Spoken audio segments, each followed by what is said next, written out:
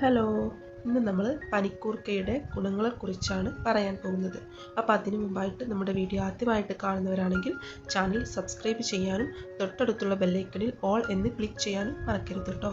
അപ്പോൾ നമുക്ക് വീഡിയോയിലേക്ക് പോകാം. കുട്ടികളിൽ കണ്ടുവരുന്ന ജലദോഷം, പനി, ചുമ എന്നിവയ്ക്ക് വളരെ ഫലപ്രദമായ ഒരു വീട്ടുവൈദ്യമാണ് പനിക്കൂർക്ക. പനിക്കൂർക്കയുടെ ഇല പിഴിഞ്ഞ് നീരെടുക്കുക. 1 ടീസ്പൂൺ പനിക്കൂർക്ക നീര് കുഞ്ഞുങ്ങൾക്ക് കൊടുത്താൽ അവരുടെ ചുമ, ജലദോഷം, പനി, തൊണ്ടവേദന, മൂക്കടപ്പ്, നെഞ്ചിലെ കഫം എന്നിവയ്ക്കൊക്കെ വളരെ ആശ്വാസം നൽകും. ചുമക്കും കഫക്കെട്ടിനും വളരെ ഫലപ്രദമായ ഒരു നാട്ടുവൈദ്യമാണ് പനിക്കൂർക്ക. പനിക്കൂർക്കയുടെ നീര് പുരട്ടുന്നത് ചൊറിച്ചിൽ, അണുബാധ, പ്രാണികളുടെ കടി എന്നിവ ഒഴിവാക്കാൻ സഹായിക്കുന്നു. ചർമ്മരോഗങ്ങൾക്കും താരനകറ്റാനും വിവിധ തരം അലർജികൾക്കും പനിക്കൂർക്കയുടെ ഇല ഉപയോഗിക്കാറുണ്ട്.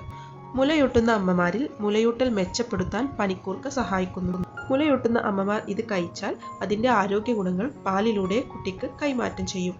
സന്ധിവാതം ബാധിച്ചവർക്ക് ചെടിയുടെ ഇലകൾ വെള്ളത്തിൽ തിളപ്പിച്ച് കഴിക്കാം. അപസ്മാരം ബാധിച്ച രോഗികൾക്ക് രോഗം ചികിത്സിക്കാൻ പനിക്കൂർക്ക പരമ്പരാഗതമായി നൽകി വരുന്നുണ്ട്. ദഹനക്കേട്, ഗ്യാസ്, വയറിളക്കം എന്നിവയ്ക്ക് പനിക്കൂർക്കയുടെ ഇലയുടെ സത്ത് വളരെ നല്ലതാണ്. ഗ്യാസ് ഉള്ളവർ പനിക്കൂർക്കയുടെ സത്ത് തേനിൽ കലർത്തി ചൂടാക്കുക. എന്നിട്ട് ഇത് ദിവസവും 2 തവണ കഴിക്കുക.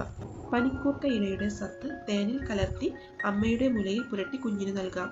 നിങ്ങൾക്ക് കുഞ്ഞിൻ്റെ ചുണ്ടിൽ പനിക്കൂർക്ക ഇല പുരട്ടി കൊടുക്കുകയും ചെയ്യാം.